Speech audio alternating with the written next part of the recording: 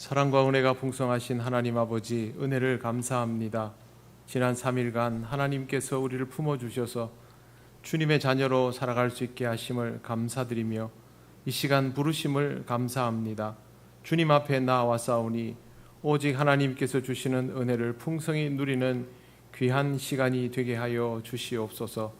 이 시간 이 자리에 함께 있기를 원하나 원치 않는 질고로 인하여 이곳에 있지 못하는 우리 믿음의 형제 자매들을 기억하여 주시고 주님 앞에서 강건함을 얻게 하셔서 아버지 하나님 앞에 나와 예배하는 기쁨, 강건함의 기쁨을 회복할 수 있도록 인도하시고 역사하여 주옵소서. 우리의 삶이 부족하고 어리석어서 주의 뜻을 잘 분별하지 못하오니 아버지 하나님 이 시간을 통하여 주시는 하나님의 말씀을 통하여 주님의 뜻을 깨달아 알게 하시고 분별할 수 있는 지혜 또한 있게 하여 주셔서 주님이 기뻐하시고 원하시는 삶으로 나아갈 수 있게 하여 주옵소서. 이 시간 오직 하나님께만 집중하며 말씀을 따라 나아갈 수 있기를 간절히 원하오며 예수님 이름으로 기도드립니다. 아멘.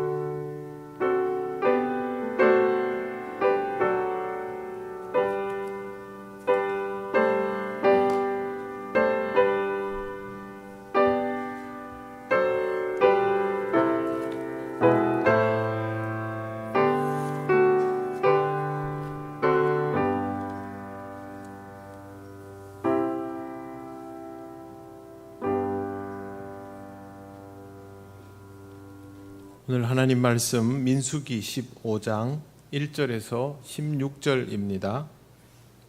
구약 성경 219쪽입니다. 민수기 15장 1절에서 16절입니다.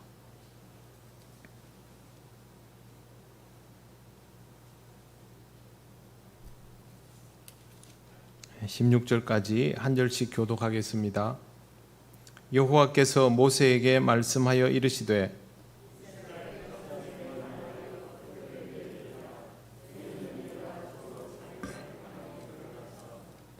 여호와께 화제나 번제나 서원을 갚는 제사나 낙헌제나 정한 절기제에 소나 양을 여호와께 향기롭게 드릴 때에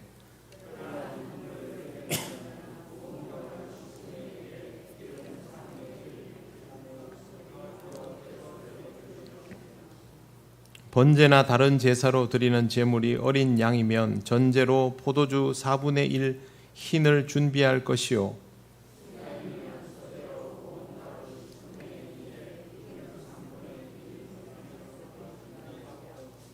전제로 포도주 3분의 1 흰을 드려 여호와 앞에 향기롭게 할 것이요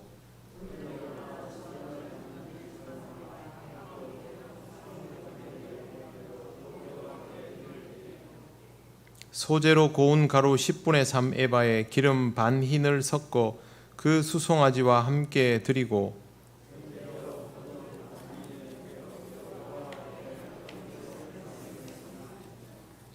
수송아지나 숫양이나 어린 숫양이나 어린 염소에는 그 마리수마다 위와 같이 행하되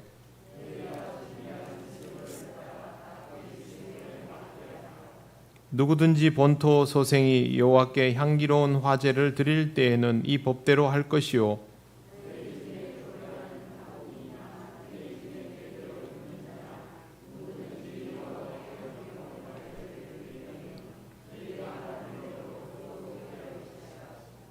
회중 곧 너희에게나 거류하는 타국인에게나 같은 율례이니 너희의 대대로 영원한 율례라. 너희가 어떠한 대로 타국인도 여호와 앞에 그러하리라.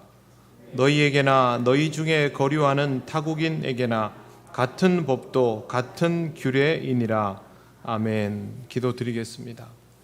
하나님 아버지 은혜를 감사합니다. 오늘도 하나님 주시는 말씀을 은혜로 받습니다. 성령께서 함께하여 주셔서 우리가 이 말씀을 들으며 성령의 인도하심을 깨닫게 하시고 은혜의 자리로 나가게 하옵소서. 예수님 이름으로 기도드립니다. 아멘. 네, 반갑습니다. 옆에 분들 인사 나누시겠습니다.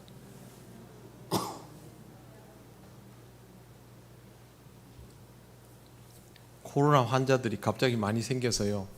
네, 지금도 몇 분은 가정에서 예배를 드릴 텐데 얼른 강건하게 되시고 회복하시길 바랍니다.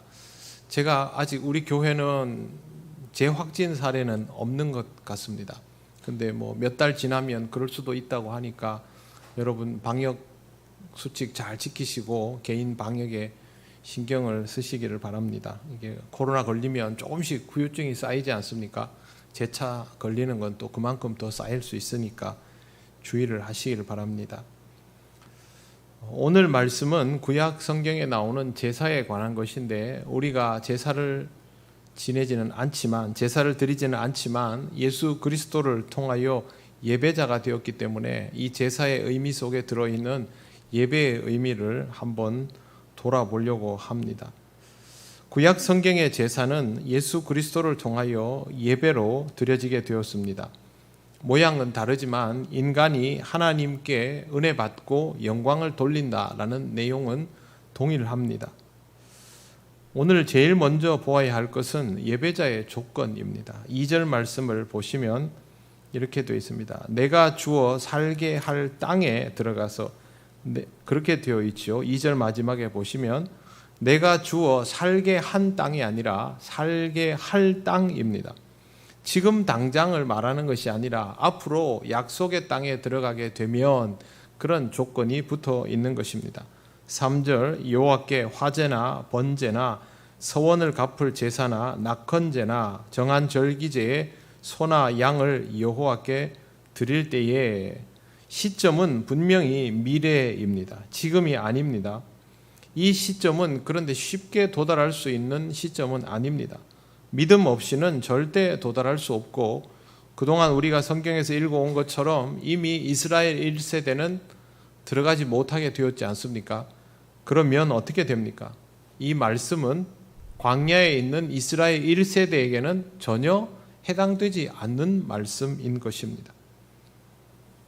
하나님의 말씀이 나에게는 해당 사항이 없다라는 생각 해보신 적 있습니까? 없으실 겁니다. 예수 그리스도께서 우리에게 주신 구원이라는 것이 너무도 놀라운 은혜인지라 좋기는 한데 문제는 우리가 너무 나태하고 방만한 자세로 하나님의 말씀을 대하는 습관이 생겨버린 것이 좀 안타까움입니다. 그래서 하나님 말씀이 나한테 해당 사항이 없을 수도 있다는 생각을 잘 하지 않습니다. 그럼에도 불구하고 이렇게 될 수 있습니다.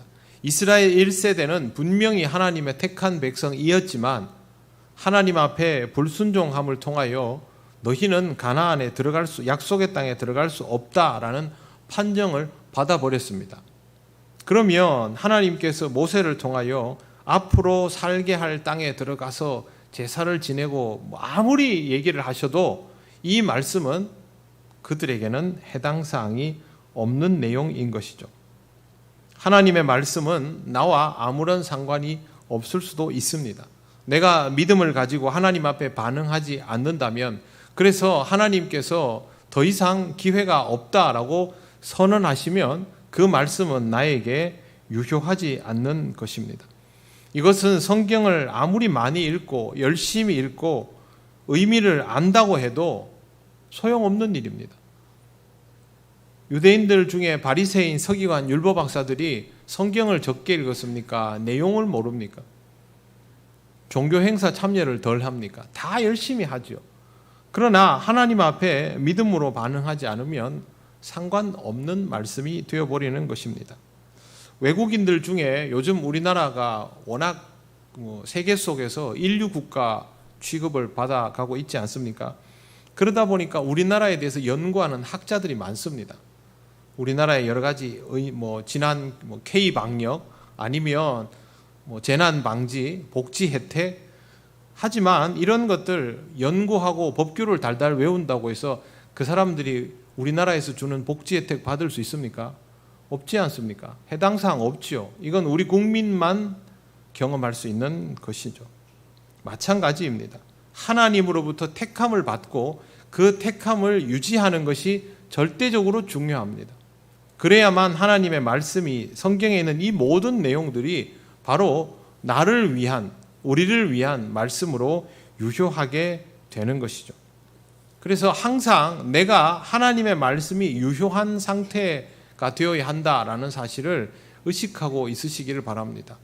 신앙에 있어서 구원받는 것이 내 마음대로 하다가 어느 때 그냥 내가 필요할 때 하나님 앞에 나서서 제가 좀 늦었습니다 이런다고 되는 일이 아니다라는 것이죠. 그건 그 무지함 속에서 그리스도께서 우리를 위하여 십자가를 지시고 하나님의 무한한 사랑으로 어리석고 무지한 우리를 기다려 주시는 것이지 하나님을 기만하는 자를 기다려 주시는 것은 아닙니다. 그렇기 때문에 항상 우리는 하나님의 말씀이 내게 유효한 상태가 되어 있도록, 특히 예수를 믿고 구원받았다고 자부하는 우리는, 확신하는 우리는 더더욱 하나님의 말씀의 실효성을 받을 수 있는 상태가 되도록 그렇게 살아야 됩니다. 한마디로 말해서 신앙생활 열심히 해야 된다는 겁니다. 대충 적당히 기회를 봐서 정말 위험한 태도입니다. 하나님께서 약속하신 땅에 들어가면 해야 할 일이 성경에 기록되어 있는데 그 중에 첫 번째가 제사이고 예배입니다. 그리고 아무나 할 수 있는 것이 아니다라는 것. 또 한 가지 기억해 두어야 할 것은요, 의무와 권리에 관한 것입니다.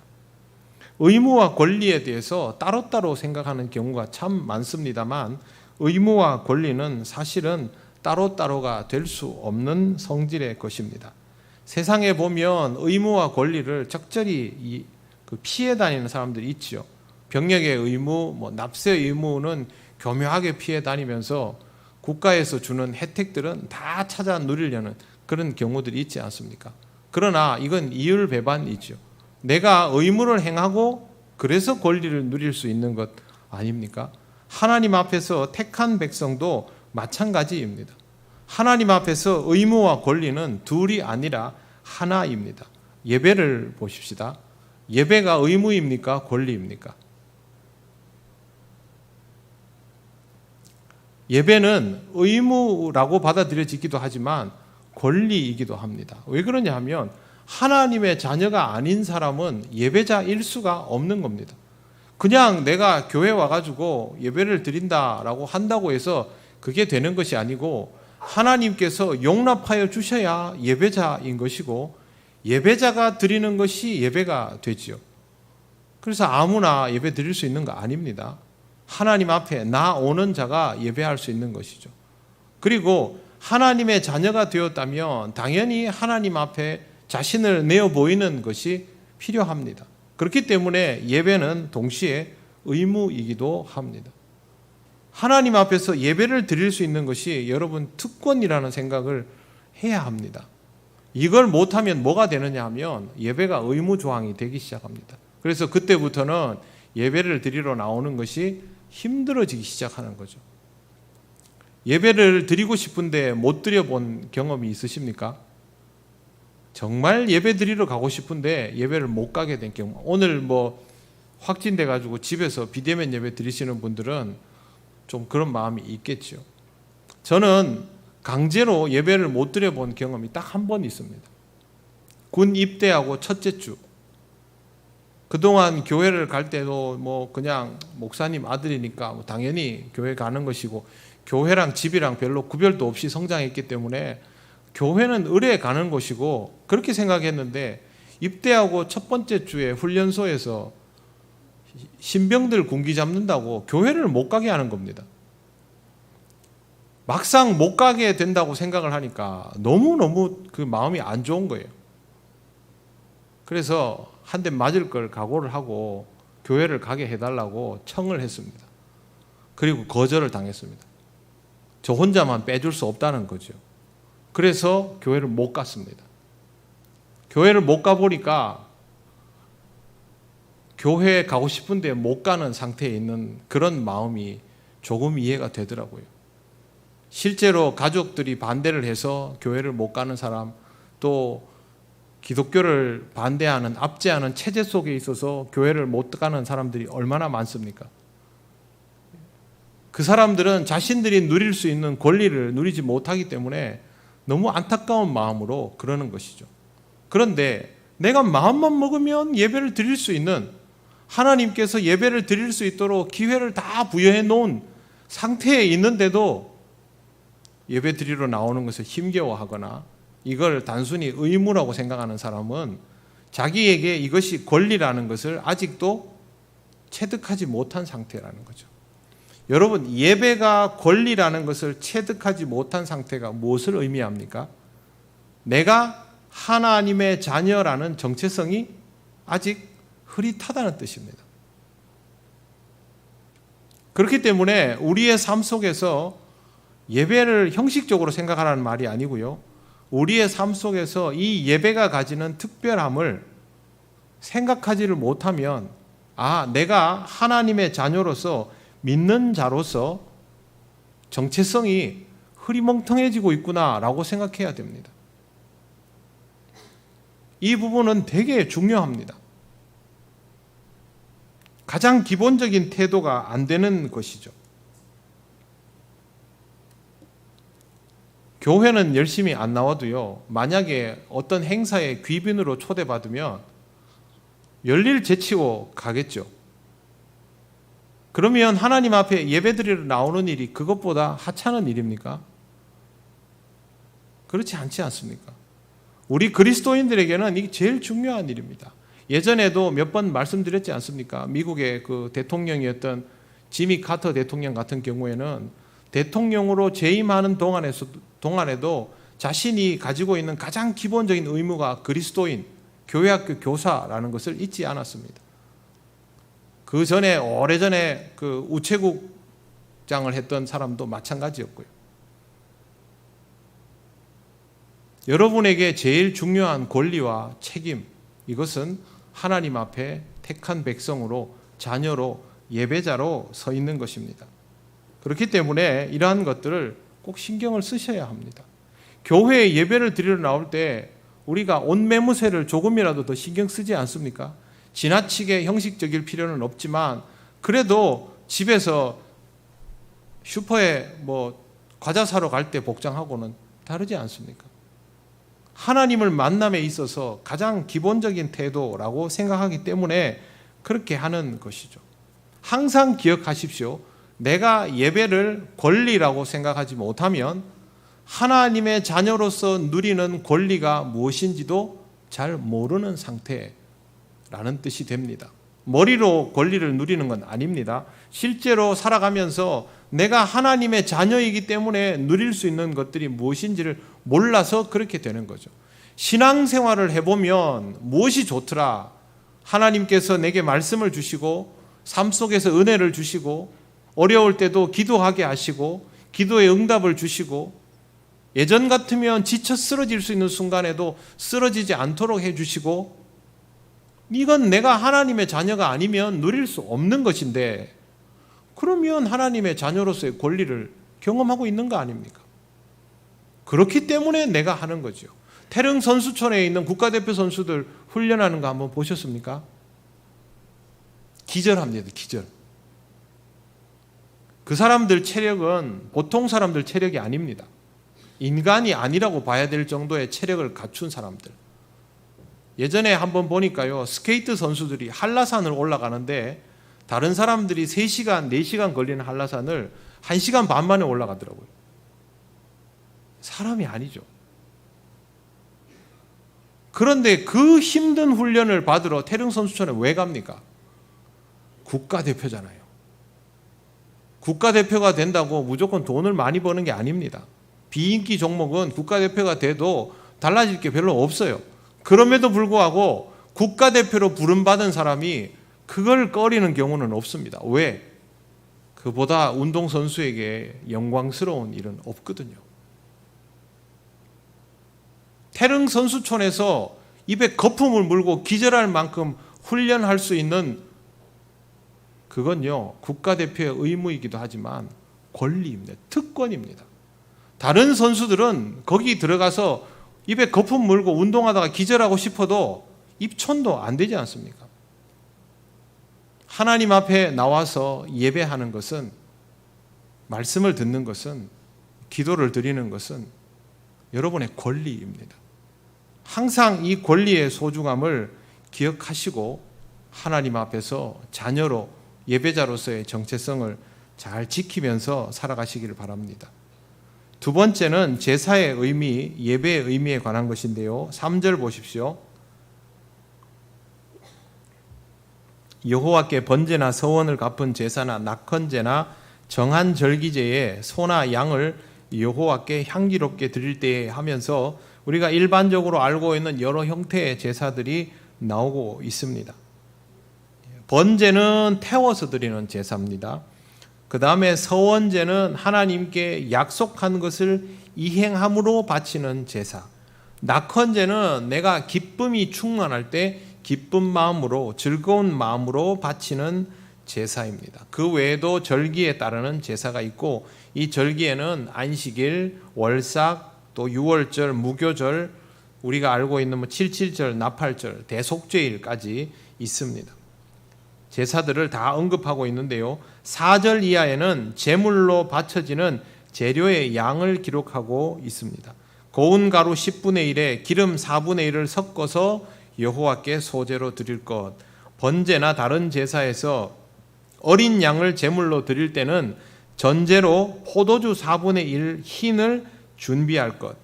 그리고 숫 양이면 소제로 고운 가루 10분의 2에 기름 3분의 1 흰을 섞어서 준비하고, 전제로 포도주 3분의 1 흰을 들여 여호와 앞에 향기롭게 할 것. 이거 봐가지고는 우리 뭔 말인지 하나도 모르죠.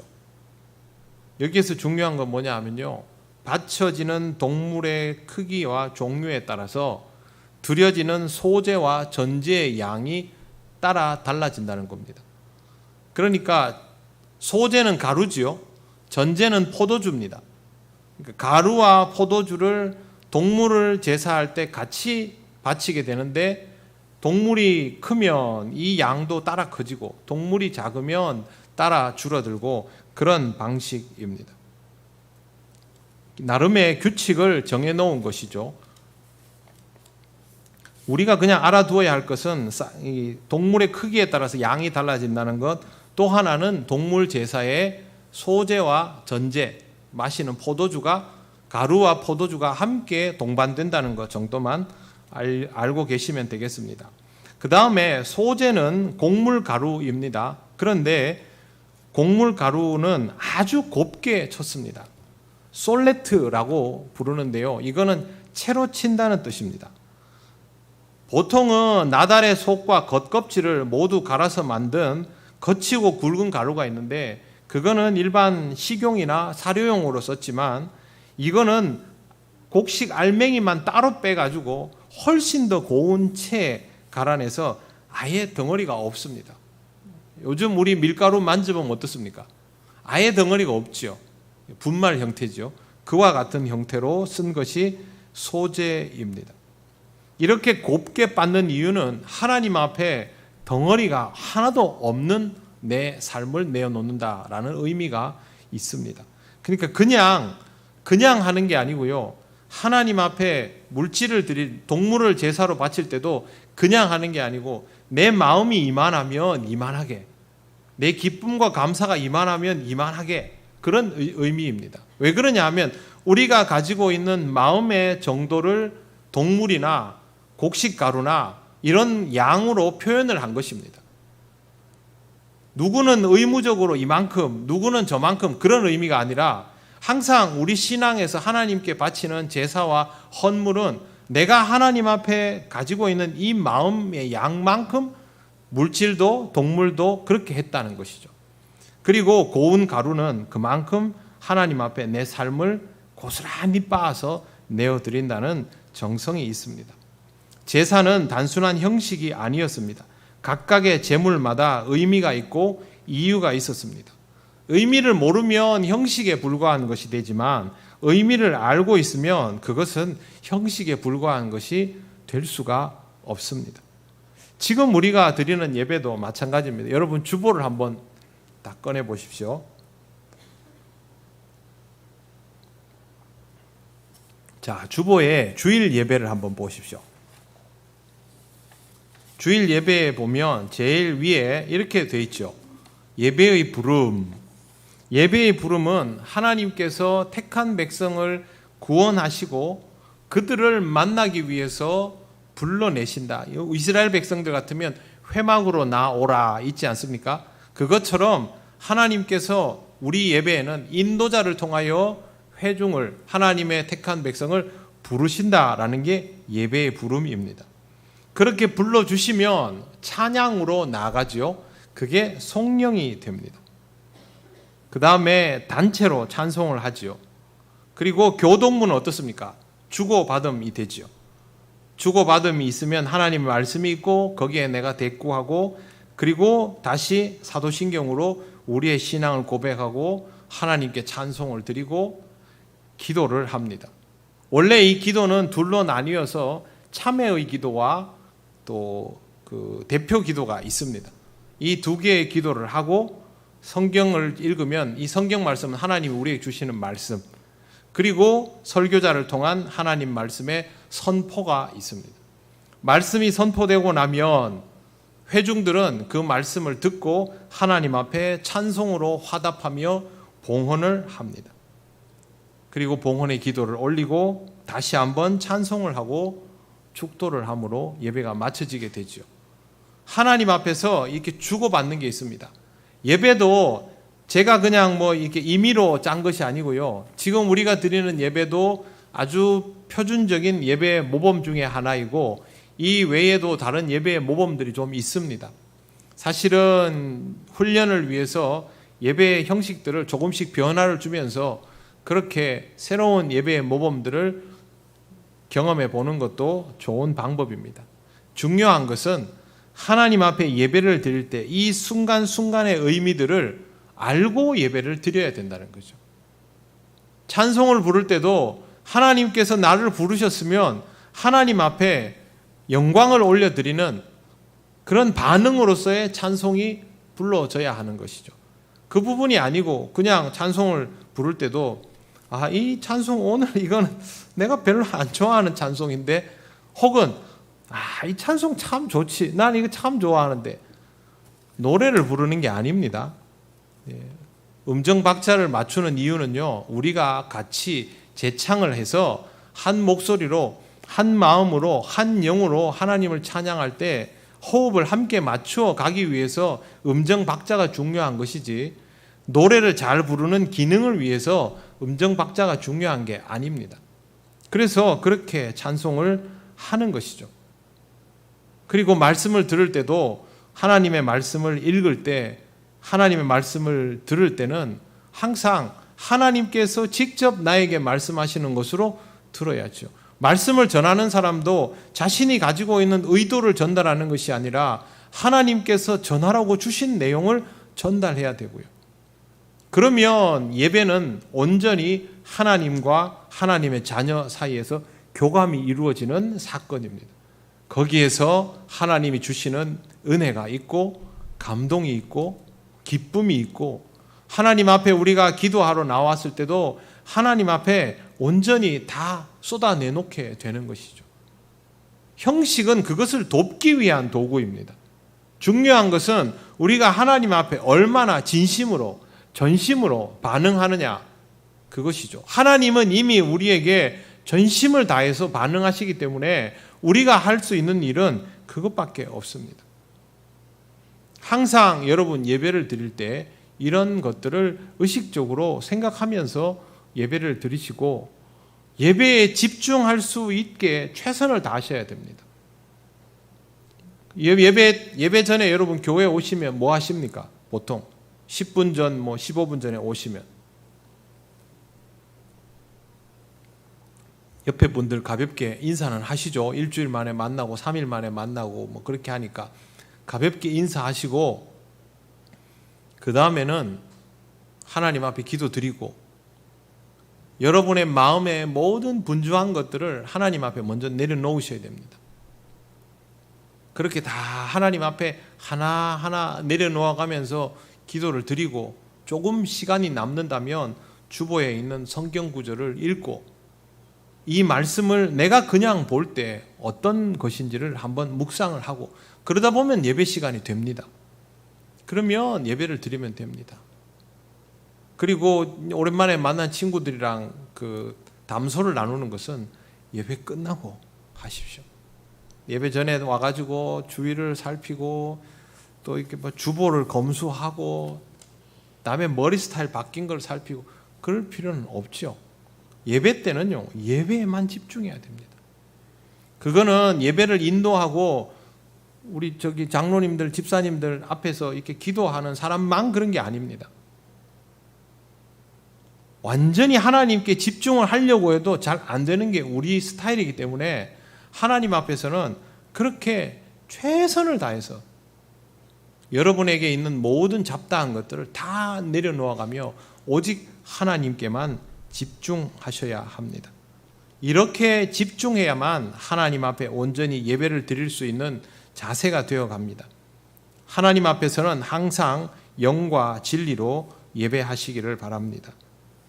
자, 11절 12절은요. 수송아지나 순양이나 어린 순양이나 어린 염소에게 그 마리수마다 위와 같이 행하되 12절 너희가 준비하는 수요를 따라 각기 수요에 맞게 하라. 숫자에 맞추어서 양이 달라진다 였는데 중요한 건 13절 14절입니다. 13절 누구든지 본토 소생이 여호와께 향기로운 화제를 드릴 때에는 이 법대로 할 것이요. 먼저 이스라엘 회중에 들어있는 이스라엘 민족이죠. 그들은 이 법대로 할 것이요. 그런데 그 다음에 14절 너희 중에 거류하는 타국인이나 너희 중에 대대로 있는 자나 누구든지 향기로운 화제를 드릴 때에는 그 다음 보십시오. 너희가 하는 그도 그리 할 것이라. 그러면 타국인들은 다르게 하라는 말입니까? 그대로 하라는 말입니까? 그대로 하라는 거죠. 이스라엘 사람들이 제사를 지내는 것과 똑같은 방식으로 타국인들이 이스라엘의 회중에 들어와 있으면 그대로 하라는 겁니다. 이스라엘과 이방인의 구별이 매우 엄격한 것이 하나님의 방식이지 않습니까? 그러나 이것은 하나님을 믿는 자와 믿지 않는 자를 구별하려고 가지고 있는 엄격함이지 혈통과 민족을 구별하는 엄격함은 아닙니다.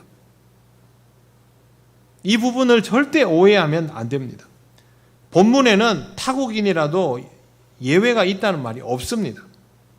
하나님을 믿는 기준은 바로 이겁니다. 누구든지 주의 이름을 부르는 자는 구원을 얻으리로다. 이게 그냥 나온 게 아닙니다. 15절 보십시오.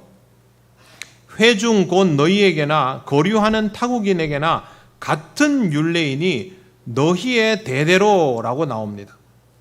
보십시오. 기준이 같습니까? 다릅니까? 완전히 똑같죠. 예외 조항이라는 것이 여기에는 존재하지 않습니다. 16절 너희에게나 너희 중에 거류하는 타국인에게나 같은 법도 같은 규례이니라. 명확합니다. 하나님은 이미 처음부터 하나님을 믿는 일에 민족이나 인종의 차별을 두신 적이 없습니다. 하나님 앞에서는 어떤 차별의 조건도 없는 것입니다. 누구든지 이것을 막아서는 자는 하나님의 진노를 입습니다. 예수께서 아무런 조건 없이 사람을 대하고 복음을 전하셨던 것은 주님이 없던 걸 갑자기 만들어내신 것이 아니라 하나님께서 처음부터 말씀하여 주신 그 뜻을 그대로 확정하여 주신 것입니다. 백인들이 흑인들을 노예로 삼고 자기들과 함께 예배드리는 것을 허락하지 않았습니다. 그래서 흑인들은 예배당에 들어가서 예배를 드리지도 못하고 항상 예배당 밖에서 고삐를 잡고 기다리거나 창문 밑에서 대기하고 있어야 했습니다. 그렇게 대기하고 있던 흑인들 중에 말씀이 귀에 들리지 않습니까? 그래서 그 말씀을 들으면서 백인들을 위한 말씀이라고 생각하지 않고 이 말씀이 나에게도 주어지는 은혜의 말씀이구나라고 받아들인 사람들이 있습니다. 그래서 그리스도인들이 된 겁니다. 그러나 백인들은 그걸 용납하지 않았어요. 어떻게 받아들였냐 하면 우리 백인들을 위해서 하나님께서 쓰라고 도구로 주신 사람들, 이렇게 받아들인 겁니다. 그러다 보니 흑인들이 백인들과 함께 신앙생활을 할 수 없게 되니까 흑인들만의 신앙생활을 하기 시작했습니다. 제가 좀 전에 말씀드린 예배당 밖에서 주인을 기다리며 있던 사람이 나중에 공부를 해서 학자가 됩니다. 흑인 신학자가 됩니다. 여러분, 이런 거는요, 원천적으로 틀려먹은 겁니다.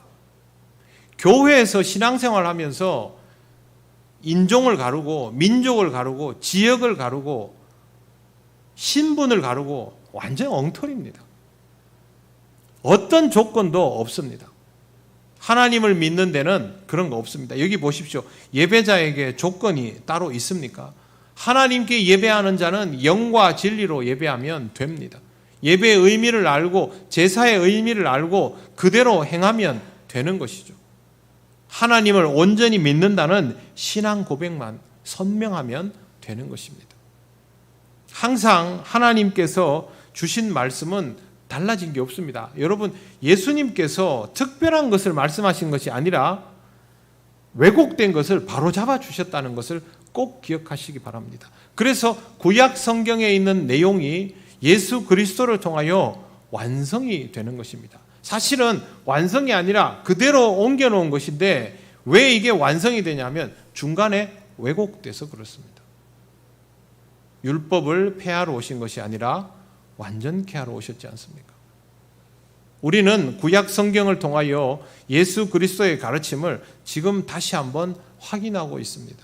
하나님 앞에서 건강한 예배자로 살아가시고 나처럼 예배자로 살아가는 데 있어서 영과 진리로 예배하는 것 이외에는 다른 조건이 필요하지 않다는 것을 꼭 의식하시고 복음을 전할 때도 어떤 조건을 생각지 말고 하나님을 받아들일 수 있는 모든 자에게 복음을 전하시고 예배의 의미를 잘 기억하셔서 항상 하나님 앞에 진정성 있는 예배를 드리며 여러분이 예배드리는 시간들이 버려지는 시간이 아니라 늘 은혜로 채워지는 그런 시간으로 그렇게 경험되시기를 바랍니다.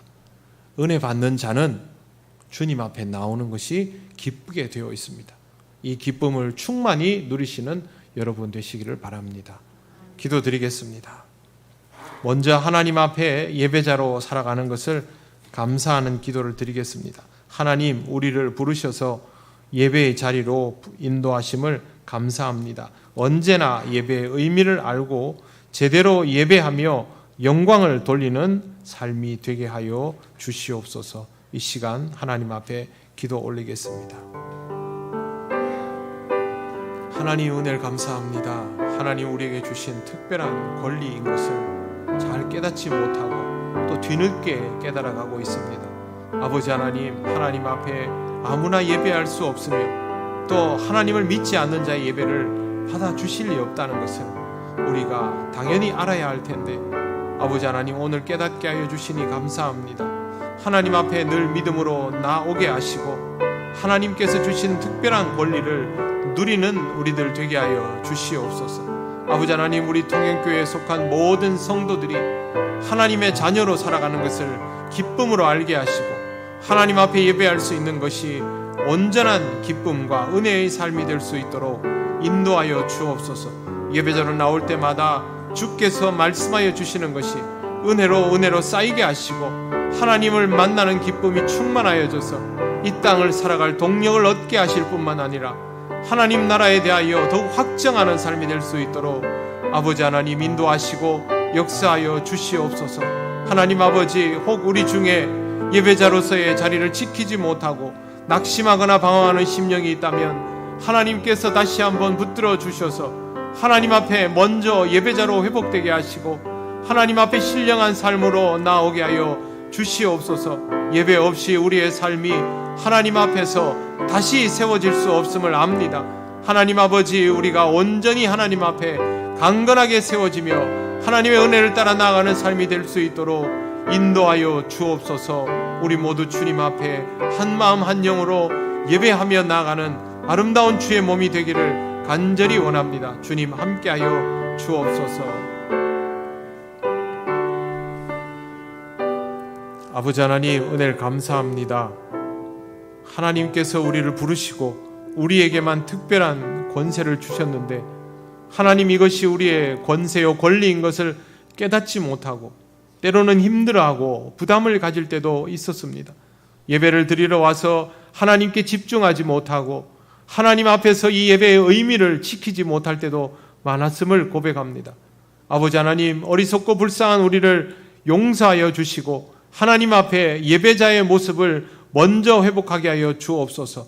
아버지 하나님, 우리 사랑하는 믿음의 형제 자매들 중에 예배의 기쁨을 누리지 못하는 이들이 있다면 하나님께서 다시 한번 깨워주셔서 예배자로 세워지는 것을 기쁘게 여기게 하시고 주님 앞에 나와 주님 주시는 특별한 권세를 누리게 하여 주옵소서.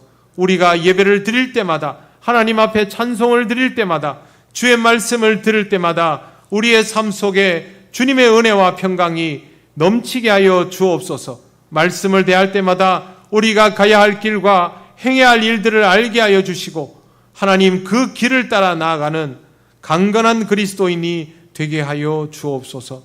감사드리며 예수님 이름으로 기도드립니다. 아멘.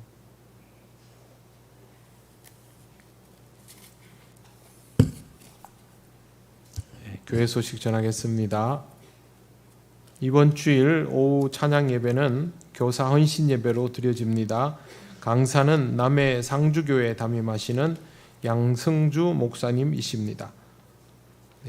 그리고 2부 예배 후에 각 기관 원례회가 예정되어 있습니다. 좀 전에 말씀드린 것처럼 확진자가 통영에 많이 발생하고 있고 우리 교회에도 확진자들이 계속해서 나오고 있습니다. 여러분 개인 방역에 주의하시고 또 혹시 확진이 되시면 우리 교육자들 혹은 구역장들에게 꼭 알려주시길 바랍니다. 저희가 계속해서 체크를 하고 관리를 할 필요가 있기 때문에 말씀을 드립니다. 알려주시고 또 병중에 있는 환우들 위해서도 잊지 말고 기도하시고 여러분 개인의 신앙생활, 기도생활을 잘 관리하셔서 또 이런 때일수록 영육 간의 강건함으로 살아가시기를 바랍니다. 이제 우리가 다 같이 주님께서 가르치신 기도를 올려드립니다. 하늘에 계신 우리 아버지, 아버지의 이름을 거룩하게 하시며 아버지의 나라가 오게 하시며 아버지의 뜻이 하늘에서와 같이 땅에서도 이루어지게 하소서. 오늘 우리에게 일용할 양식을 주시고 우리가 우리에게 잘못한 사람을 용서하여 준 것 같이 우리 죄를 용서하여 주시고 우리를 시험에 빠지지 않게 하시고 악에서 구하소서. 나라와 권능과 영광이 영원히 아버지의 것입니다. 아멘.